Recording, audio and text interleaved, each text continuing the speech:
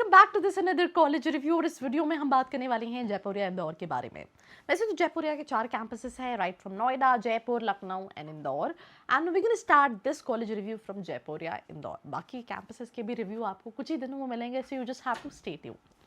कब स्टैब्लिश हुआ है, आई थिंक उससे ज़्यादा स्टूडेंट्स को मैटर करता है कि प्लेसमेंट कैसा है। बिकॉज जब हम जयपुरिया की बात करते हैं, लोगों ने नाम तो सुन रखा होता है, so that's not a difficult task कि ठीक है मैं कॉलेज लेना चाहिए नहीं लेना चाहिए। बस क्वेश्चन ये आता है कि फीस के अगेंस्ट प्लेसमेंट कैसा होगा, क्योंकि नोएडा कैंपस जो है लोकेशन की वजह से सबसे ज़्यादा प्रेफर्ड कैंपस होता है, तो स्टूडेंट हर चाहता है कि मुझे नोएडा मिल जाए।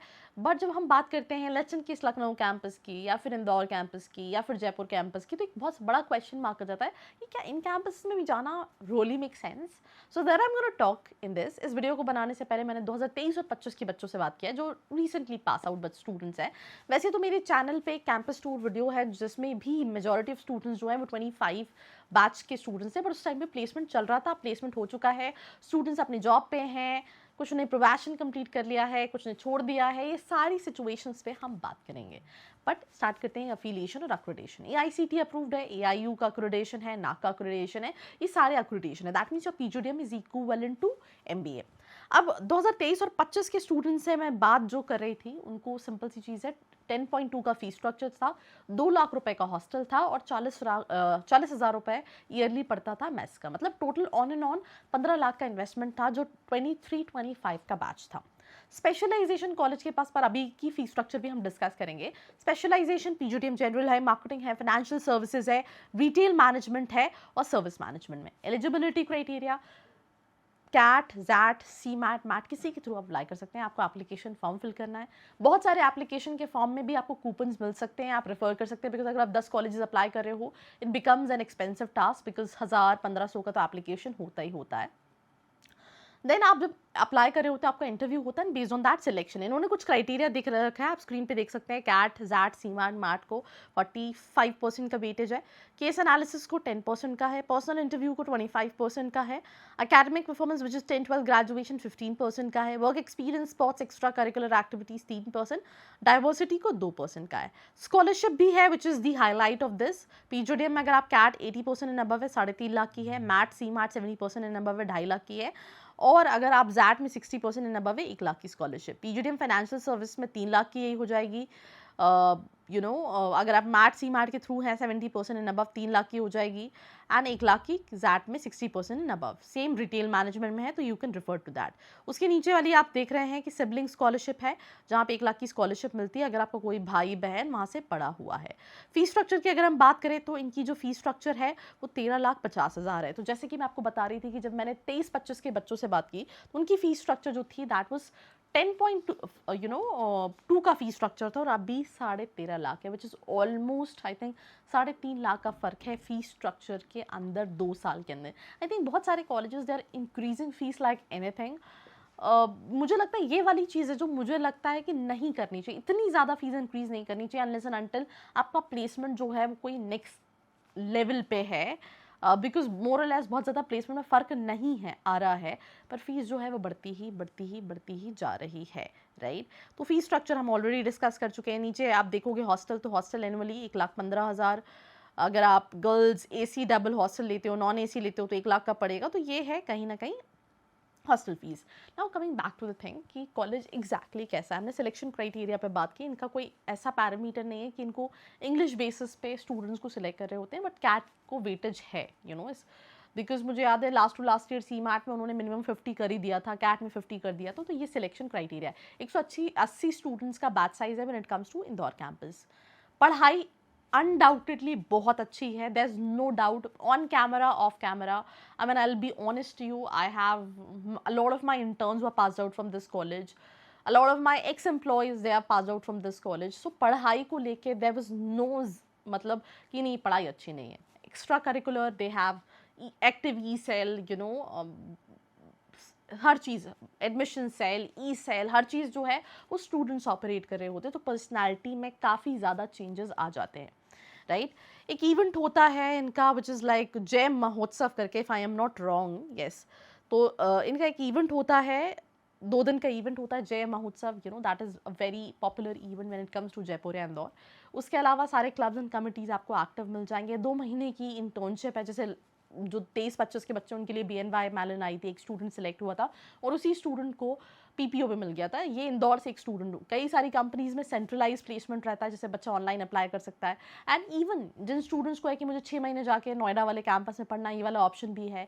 कई सारी कंपनीज में इवन कॉलेज नोएडा भेजता है स्टूडेंट्स को, वहाँ जाके भी वो इंटरव्यूज़ दे रहे होते हैं। और कुछ जो कंपनीज रहती हैं वो स्पेसिफिकली इंदौर की ही रहती हैं, राइट। अब मैं प्लेसमेंट पर्सपेक्टिव में बात करूँ, average package I don't know उनकी वेबसाइट पे क्या लिखा हुआ है, आई थिंक 9 के आसपास लिखा होगा, but as per student 7.5-8 lakh का एवरेज पैकेज है।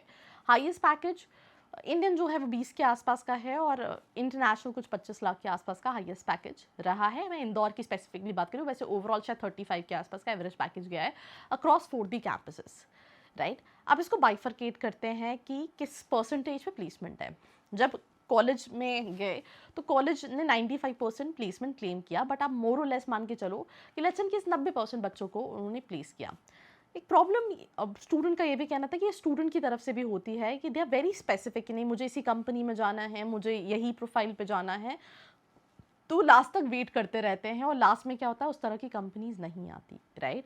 देखो मुझे और कुछ स्टूडेंट्स का एटीट्यूड होता है that I have to start my first job, right, I will gain experience and then I will switch accordingly, right. मुझे लगता है ये एटीट्यूड जो है वो बहुत इंपॉर्टेंट रोल प्ले करता है, बिकॉज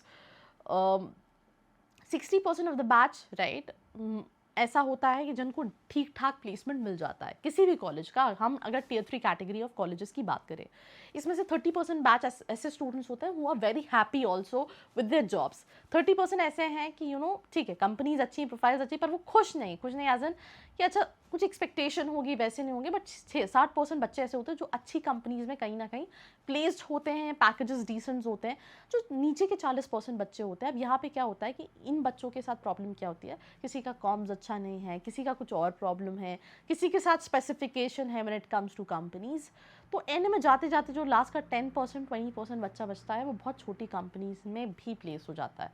अब कॉलेज सोचता है मुझे कैसे भी करके प्लेस कराना है। ये उनको 300 कंपनीज आई थी जयपुर या इंदौर में 2023 और 25 के बच्चों के लिए। जैसे ऑक्जेन करके कंपनी है फाइनेंस के स्टूडेंट्स के लिए, बट जयपुर या इंदौर से कोई बच्चा क्रैक नहीं कर पाया। नोएडा से एक स्टूडेंट सेलेक्ट हुआ था एंड ये कंपनीज जो है वो आईएम्स में भी जाती है, बट इसका सिलेक्शन क्राइटेरिया काफ़ी ज़्यादा डिफिकल्ट होता है। इवन जयपुर या इंदौर का जो टॉपर स्टूडेंट था वो लास्ट राउंड तक गया, but then after that he was not able to make it. So that companies are coming in. हर आपको डेलॉइट मिल जाएगी, मेरे आप कैंपस टूर वीडियो में देखो 23-25 के बैच के स्टूडेंट्स।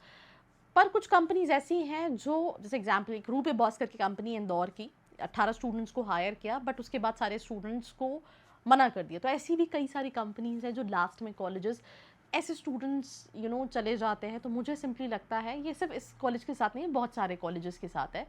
तो जब आप कॉलेज देख रहे हो you should be clear on your thoughts that आपको मेहनत करनी होगी। आप टैग देख के या फिर आप सिर्फ सोचो कि अच्छा कॉलेज में ऐसा है मैं चला जाऊंगा सब कुछ सॉर्टेड हो जाएगी, ऐसा बिल्कुल भी नहीं होता।